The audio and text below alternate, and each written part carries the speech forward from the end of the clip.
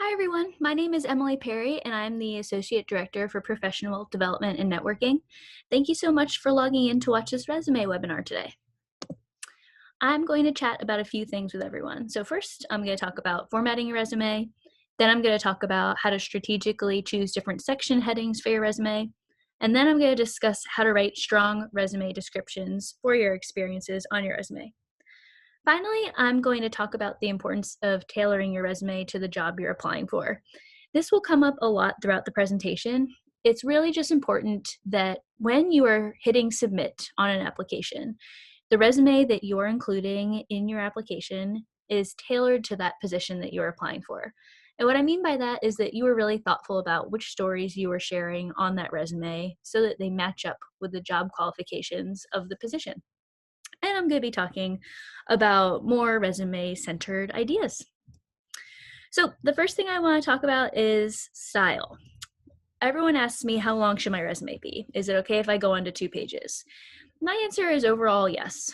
One thing to keep in mind when you're thinking about your resume length is employers receive hundreds of applications for the jobs that they have posted. So they really only have between 3 and 10 seconds to look through a resume during that first review session.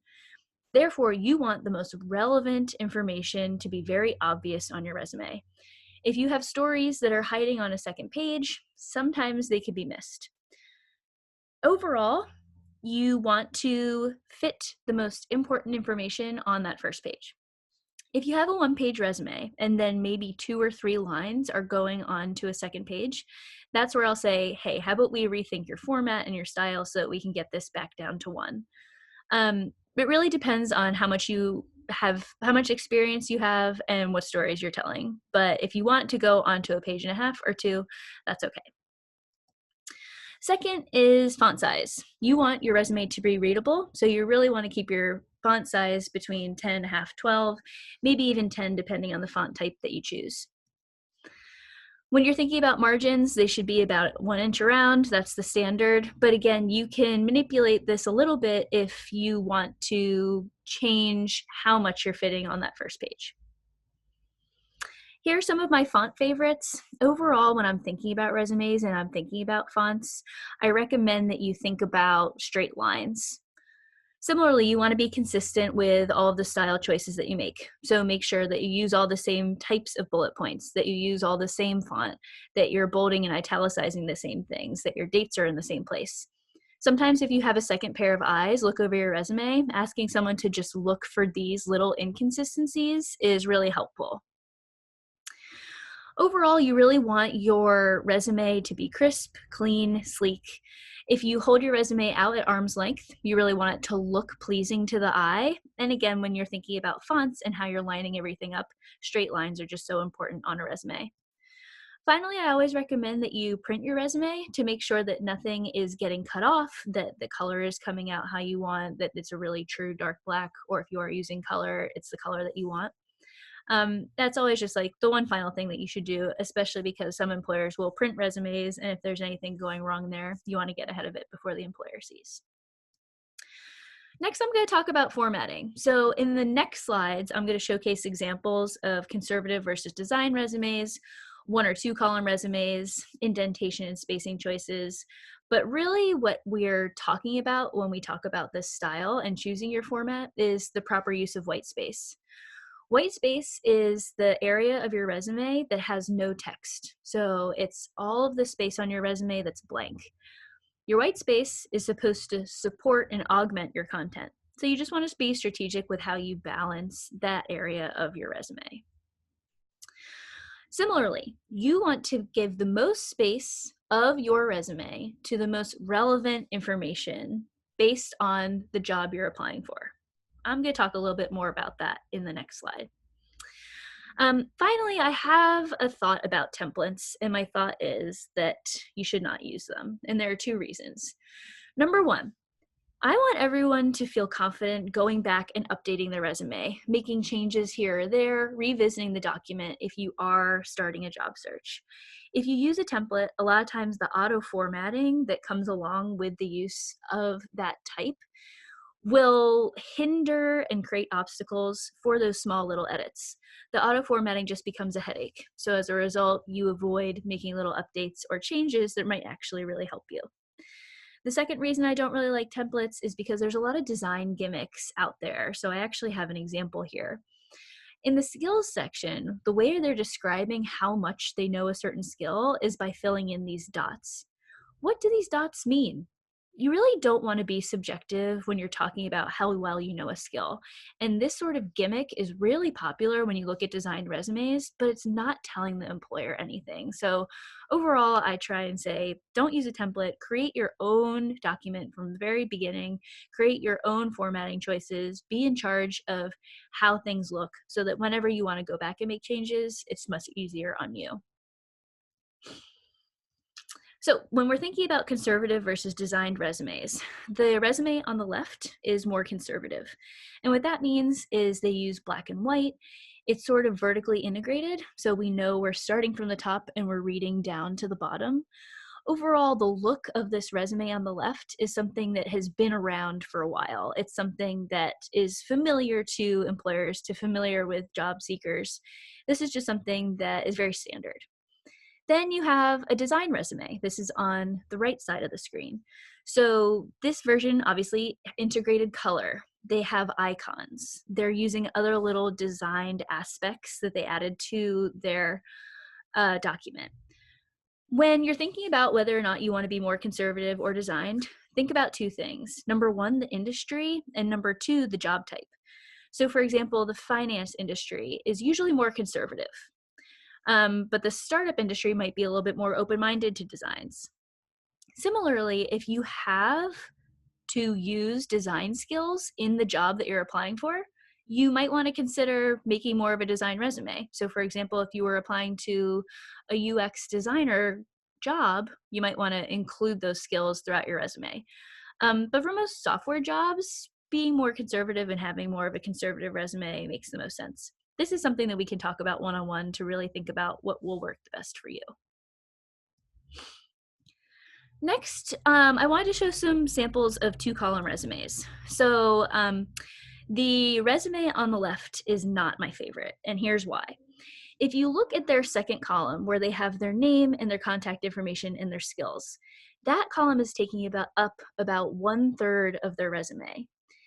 All of that information could be so much better integrated to then give their professional summary, their project experience, and their employment experience more space. Remember, I had said you want to give the most space to the stories of your resume that are most impactful. Here, this design is taking up space in a way that's not helpful. However, the resume on the right really has a good use of space. First of all, their second column is much smaller. Instead, this is taking up about 1/4 of the resume instead of 1/3. Similarly, they had thought, okay, what's really important to employers? All right, my technical skills. This is something new that I've learned. Obviously, it's really relevant for the jobs I'm applying for, so I want to put that at the top of my resume. But then the content in that second column that they included, honors, conference presentations, activities, all of those things are still important, and they're telling a little bit more about you as a candidate. They're a little bit more unique stories to tell. So it's important to include on a resume, but their work experience and projects really are getting the prime area of the resume. And that's what you always want to make sure you're doing, no matter what style you choose.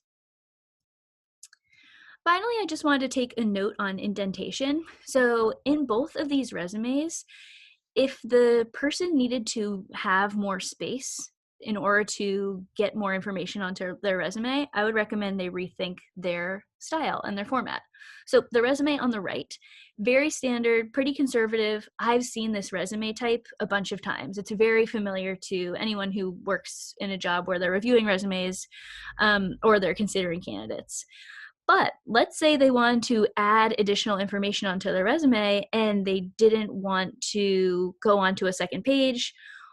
Something they could do easily is take all the white space that's being used under their section headings and instead make the bullet points move across the entire page. The resume on the right is really interesting because you have these first 3 sections of sort of the summary, their education. Here you can see that they decided to do single columns. Then you move into the skills section and it's 2 columns. And then you move into the experience section and it's 3 columns. I thought that was really unique and I think it works. But the one thing that I would caution against using this, again, there's all this white space that's not so much being used that might be beneficial to have if you need it. And then similarly with experiences, sometimes using some sort of bullet point will just increase readability and increase the ease of scanning on the employer side. So that's just something to consider. And I wanted to show these 2 things as examples of things I see a lot and recommendations I give a lot. So when you're thinking about your format choice, so how are you going to order your resume? There are 2 schools of thought that sort of dominate this conversation. Number 1 is the reverse chronological. So this is where you list your experience in order of dates and your most recent role goes first. And then there's functional. So instead of thinking about job types and their actual job experiences, instead you're clustering your sections by a skill set. So for example, you'll say, your heading will say leadership. And underneath all of that, you'll include any instance where you have showcased leadership, no matter what job you are in. Functional resumes used to be popular for people who have had many years of experience. I'm talking decades of work experience. However, they're losing popularity with recruiters. So I most likely will never recommend that you use a functional resume unless you've told me a unique story and we're working through something a little bit different for you. But my favorite version is strategic reverse chronological using custom headings. This is something I've sort of made up. And I have an example of this. So one way that you can think about an experience section is by combining all of your experiences. So your work experience as well as any projects that you've worked on, just like in this one huge heading. But what if we were to split these 2 headings up into a project section and an experience section? So in your project section, you can talk about any course projects that you did with MCIT Online or any passion projects that you've done as a result of the new skills you gained from this degree program. So maybe you were working on something independently with a team, maybe you were in a competition, but whenever you can showcase that practical application of your new technical skills, you want to do that. And then there's sort of a third option. So sometimes students will say, in my job, I started working on a project that I think is really relevant to showcase my technical skills. But it was just part of this main job and I did so much else. How do I tell that story? Here's my recommendation. Create a project section where, again, similar to the last section, you're talking about any personal projects that you've done. So whether that be through MCIT Online, independently, teams, competitions, that would go in your project section. Then you create this custom heading of relevant experience. So for example, say that you are helping integrate a new software into your workflow at your current job. So you were looking at how your processes work, you were getting to know this new software, and you were helping the consultants integrate that in for your team. That's something that's really interesting and you want to share and highlight. So by putting it in its own custom heading, you can make those types of things stand out. Then you have an other experience heading, and then this is where you showcase all of your transferable skills. So everything that you've been doing in your work life is still so relevant. Share those experiences because this is what makes you a unique candidate. Here are just sections you should definitely make sure you include on your resume. The starred ones are the things that need to be on every single person's resume in this program: education, skills, projects, your work experience. Now, everything else is really up to you and your preferences and what stories that you have to tell. It's something that, again, I'm happy to work with you to hear a little bit about what your past is so that we can be strategic with choosing what information to include. I have a note here about technical skills because for some of you, this might be a completely new section. You should start by thinking of every technical skill that you have. Make a giant list, do some reflection, take 20 minutes and write everything down. But something that you might want to consider to elevate this section is using subheadings. So if you can start to categorize the technical skills that you know into these different subheadings, that just showcases a deeper knowledge of technology. I get the question all of the time about, should I put this on my resume? So for example, a student might say, I just started dabbling in Python, but if I got an interview question where I had to use Python, I don't feel confident doing that. Should I include that on my resume? There are two schools of thought here. The first way you can consider this question is saying the only skills you include on your resume are the things that you are confident that you can use in an advanced or intermediate manner. So if it's on your resume, you assume that you know it. But another school of thought is that you can add everything that you know, but then use this qualifying language for things that you might not know so well. So in the case of that student who was just learning Python, they would write Python on their resume, but then parentheses next to it say beginner or intermediate. Then maybe by the time you're actually interviewing, you have had more time to gain that technical skill and strengthen it. And you can talk a little bit about that process for yourself. But no matter what, if you're uncertain about whether or not you should add a skill, you can always remember that you can use sort of this qualifying language to talk about how well you know it. But the words and language I recommend are beginner, intermediate, and advanced. Okay, so now I'm going to talk briefly about writing strong resume descriptions. Overall, whenever you write a resume description for an experience you've had, there's a little bit of a formula that you can follow. You really want to be direct and concise in the language that you choose. You want to make sure that your language is actionable, and one way to accomplish that is by starting every bullet point with a strong action verb. Whenever you can, you want to quantify your experiences, and you want to be as specific as possible. So here's an example. Create a back-end transit server API that displays real-time departure times for New York City and Philadelphia public transit systems. That first part of this phrase is direct and concise, and it's very specific. They also make it actionable. They use the created, which is a pretty good action verb. But then they go on to quantify it. So over 10,000 downloads in the first 6 months. This is a really strong resume description because it sort of encompasses all 4 of these categories and of these important things that you want to include whenever you're constructing an experience description. You always want to tailor your resume. So when I say this is sort of what I mean. Number 1, identify your transferable skills and make sure that you're choosing the transferable skills that match up with the job qualifications in the specific role you're applying to. So if they're saying you need great leadership, make sure that you're describing your leadership skills in your experiences on your resume. Next, you want to know the jargon of the industry you're applying for. So what I recommend you do is you do a close reading of the job description, and whenever possible, include words that are in the job description in your resume language. You can also always get feedback from someone who's working at the company. If you know anyone who works at that company, I highly recommend reaching out and asking for their feedback on your resume. And then LinkedIn is actually a really great tool for this type of thing. So if you go on LinkedIn, you can search for companies and find profiles of people who work for those companies. Look through how those folks are describing their jobs. Look at what skills they have included in their LinkedIn profile, and just make sure you're mirroring that language as well.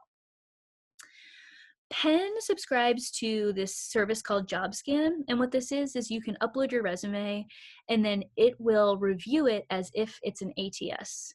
An ATS is an applicant tracking system, and this is sort of a gatekeeper that some employers will use to scan resumes and make sure that for the first round, they're getting resumes that match up with the relevant job qualifications that are posted. Through Penn, we have the opportunity to provide our students with 5 free scans. You can find the link to that on the Central Career Services website, but I'll include it in the message that I send everyone once this recording goes live. Other things to consider. So number 1, don't include a photo when you're applying to jobs within the US. Do not include references on your resume. Instead, those should be on a separate sheet. One recommendation that I have is copy the style and formatting choices that you made on your resume and apply those on your reference sheet. So use the same fonts, bold the same way, use the same size, just like keep the style consistent, because I think that's a nice way to sort of create a cohesive application and make all your documents line up. Whenever you can, add links to your resume. So add your LinkedIn, add your GitHub, add any personal websites. If you're discussing a project and you have somewhere online where you can showcase a sample of that work, definitely link it, because people are looking for the application of your skills. So this is just a good way to make that really obvious. I get a lot of questions about avoiding age discrimination in the job application and through the hiring process. Your resume is the first time an employer is getting to know you as a candidate. So here are some ways that you can sort of avoid any age discrimination that might happen. Number one, you don't want to list your education graduation years on your resume. Number two, you only want to include the last 10 years of experiences. If you really did something amazing 12 years ago, we can always try and figure out a way to strategically embed that in your resume. But sticking to the past 10 years is usually the safest bet.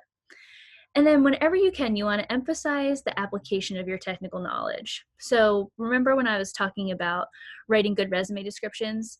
If you have resume descriptions that are very lofty or fluffy and they don't have anything specific in them, that's sometimes an indication that you're coming from a too high of a level. Like you might have been working for so many years that you're not actually applying those skills anymore.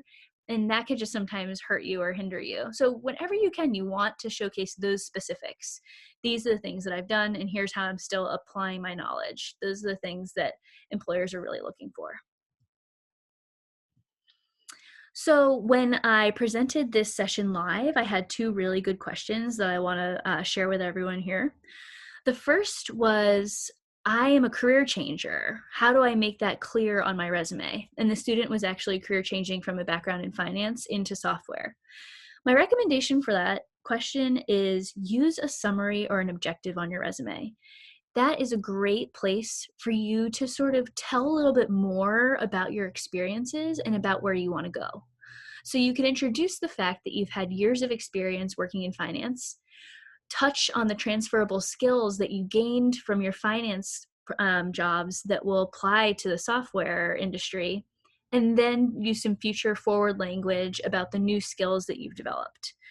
I think it's just a really great way to introduce yourself, introduce your story. However, a lot of times summaries can go wrong. I feel like usually I see more poorly written summaries than effective ones. So again, I'm always happy to look those over and help anyone out with that.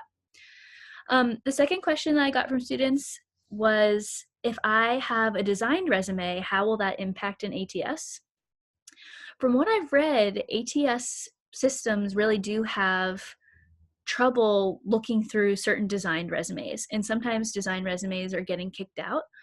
But you have to ask yourself, if you're doing a designed resume, you want that to be for a job that requires design.